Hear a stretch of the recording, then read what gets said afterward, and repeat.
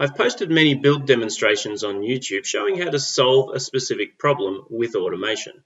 In this video, I want to focus on something equally important: how to structure production automations to ensure they're reliable and resilient. There are several key objectives that a production automation should meet. Firstly, in terms of record handling, it should be designed to guarantee that all records are processed. And in some cases, this may mean clearly highlighting the records which the automation could not handle, so they can be manually processed. And controls should be added so that no record is processed twice by accident. Secondly, the automation should be designed to avoid and handle errors wherever possible, which prevents the automation from stopping or crashing. Errors will occur for a variety of reasons, such as data issues or problems with the applications being automated. Within the error handling logic, it's important to track why the error occurred so that somebody knows how to fix it. Finally, a production automation should be designed to report on what it is doing.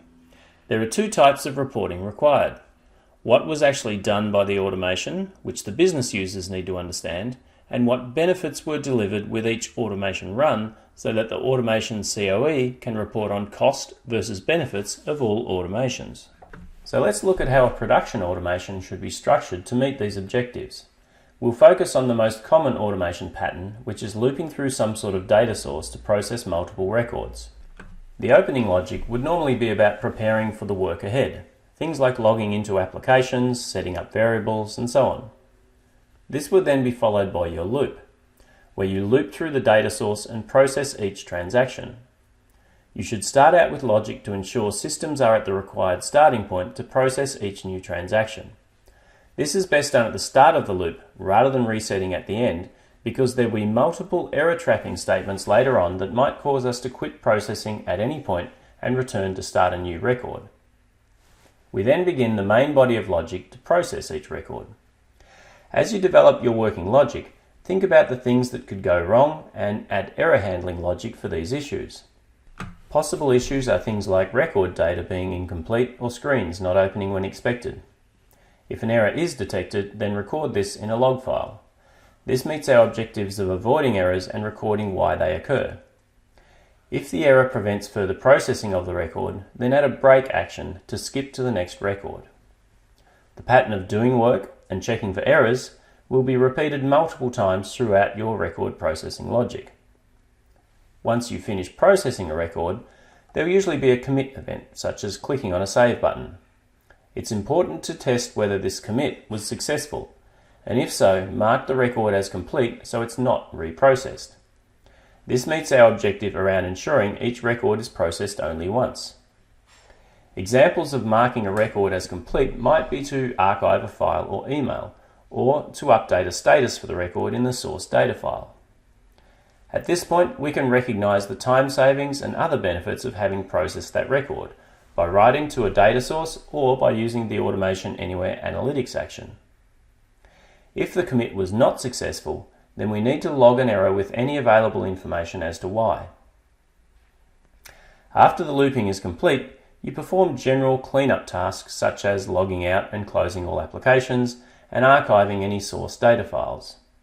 At this point, you should send out the communications to business users about which records were processed and which were not.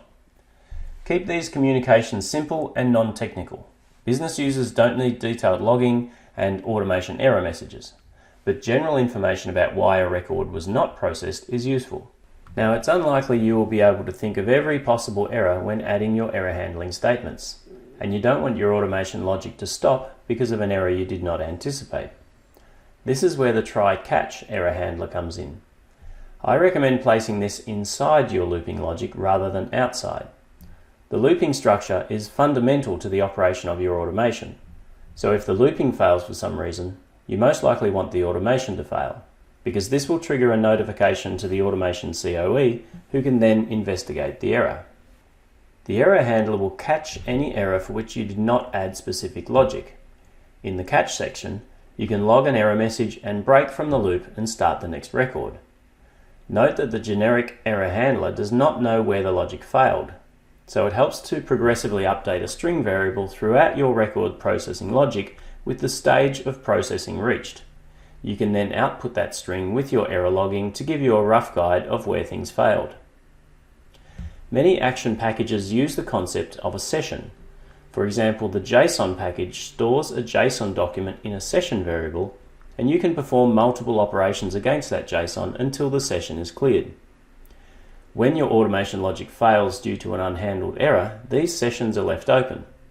It therefore makes sense to clear all sessions in the error handler catch section. But because you won't know where the logic failed, the sessions referred to may not actually exist. So put these close actions inside their own try catch block. At any point when encountering an error where the current record can no longer be processed, we need to decide what we're going to do to ensure all records do get processed somehow. There are two possible approaches here. Firstly, we can route the current record for manual processing. There are multiple ways of doing this. The business reporting after a batch is processed can be used to drive manual interventions. Or you can create a workflow task for the relevant team using the Automation Anywhere Copilot process orchestration features. The second approach to ensuring all records are processed is to reprocess the failed records the next time the process executes. This is done by simply leaving them in the source data used to drive the looping. This can be useful if the reason for failure was due to temporary problems with a business system, for example. But you cannot keep trying to process a failing transaction forever. Therefore, some sort of check must be done at the start of the loop to route transactions for manual processing after too many attempts or before any relevant time limits expire. In many scenarios, completing a process may involve multiple stages where a record is committed before it's fully processed. For example, you may need to save a sales transaction before you can enter and save the associated customer payment. In these cases, you'll need to update a status somewhere with each commit stage so that reprocessing the record does not repeat steps already completed. Your automation will need to check whether each stage is already completed for that record before it runs the relevant logic. Then, in the final stage, you would generally calculate the benefit derived once the record is completed. Now, ideally, you should be using an automation template which has all of these considerations built in, as well as your organizational standard approaches to error reporting and error tracking. This will ensure that all of your automations are resilient and reliable from the outset. Thank you for watching, and go be great.